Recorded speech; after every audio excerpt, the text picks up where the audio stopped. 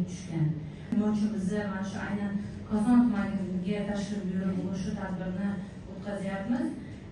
Eng ko'p murojaat Koson tumanidan bo'lgan. 18.492 ta firibgarlik jinoyati sodir etildi. Ishdan asossiz bo'shatish yoki qisqartirish masalasi. Sobiq turmush o'rtog'ini uy joyidan chiqarish masalasida 72 marta murojaat qilgan.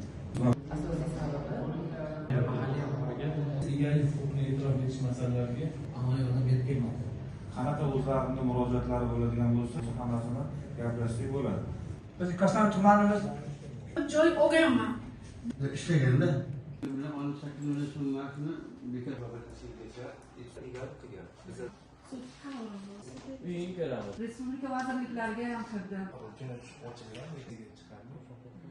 Bezovta tomon odam Martali moddiy yordam oz chiqdi. O'zim xo'jayinlik qilib tura olmayman. 21-yil biz yaxshi Nasaf ko'chamiz. janjal shular.